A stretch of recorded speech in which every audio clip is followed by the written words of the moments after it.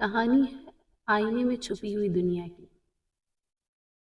شہر کے ایک پرانے حصے میں ایک ایسی دکان تھی جس کے بارے میں کہا جاتا تھا کہ وہاں کے آئینے عام نہیں ہوتے۔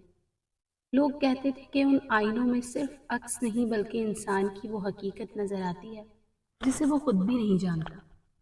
کوئی اس دکان میں زیادہ تر ٹھہرتا ہی نہیں تھا، مگر عائشہ کے لیے یہ سب ایک معمہ تھا۔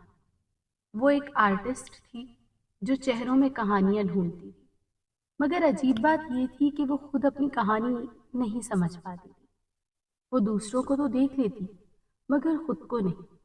وہ اکثر سوچتی۔ ایک دن وہ اسی دکان کے سامنے آ کر رک گئی۔ دروازہ نیم کھلا ہوا تھا۔ اس کے دل میں ایک عجیب سی کشش پیدا ہوئی۔ وہ اندر داخل ہو گئی۔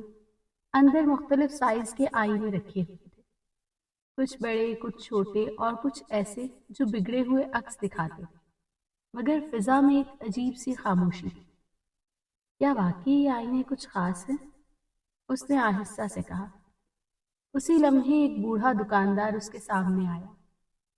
ہر آئینہ ایک کہانی سناتا ہے، اس نے کہا۔ عائشہ نے ایک آئینے کے سامنے کھڑے ہو کر خود کو دیکھا۔ اس میں اس کا چہرہ نظر آ رہا تھا، مگر کچھ مختلف تھا۔ اس کی آنکھوں میں ایک اداسی تھی جو وہ عام طور پر نہیں دیکھتی تھی۔ یہ میں ہوں، دکاندار نے کہا۔ یہ وہ تم ہو جو تم خود سے چھپاتی ہو۔ عائشہ چونک گئی۔ میں کچھ نہیں چھپاتی، دکاندار مسکرایا۔ پھر غور سے دیکھو۔ اچانک آئینے کا منظر بدلنے لگا۔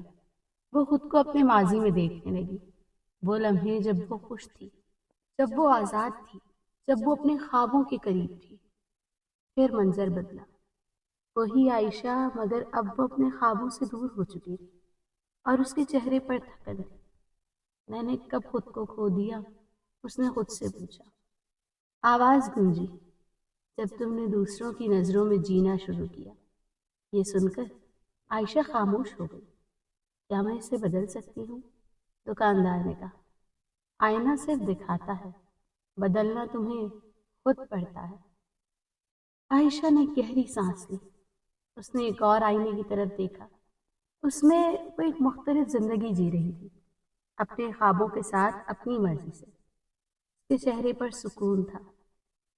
یہ میں ہو سکتی ہوں اگر تم ہمت کرو، دکاندار نے کہا۔ عائشہ کے دل میں ایک جنگ شروع ہو گئی۔ ایک طرف وہ زندگی تھی جو وہ جی رہی تھی اور دوسری طرف وہ زندگی جو وہ جینا چاہتی تھی۔ اگر میں ناکام ہو گئی تو؟ دکاندار نے نرمی سے کہا۔ پھر تم سیکھ جاؤ گی کہ تم واقعی کون ہو۔ عائشہ کچھ دیر خاموش رہی، پھر اس نے فیصلہ کیا۔ اس نے آئینے کو ہاتھ لگایا۔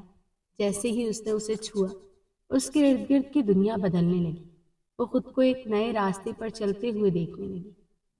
مشکل مگر سچا۔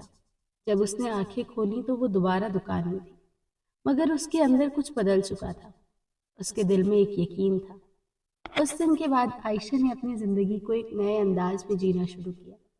اس نے وہ راستہ چنا جو اس کا اپنا تھا۔ یہ آسان نہیں تھا، مگر اس نے ہمت نہیں ہاری۔ وقت کے ساتھ وہ نہ صرف ایک بہتر آرٹسٹ بنی بلکہ ایک مکمل انسان تھی۔ کئی سال بعد وہ دوبارہ اس دکان کے پاس آئی، مگر وہاں کچھ نہیں تھا۔ وہ مسکرا دی، کیونکہ وہ جان چکی تھی کہ اصل آئینہ باہر نہیں، اس کے اندر تھا، اور شاید یہی آئینے میں چھپی ہوئی دنیا کا اصل راز تھا۔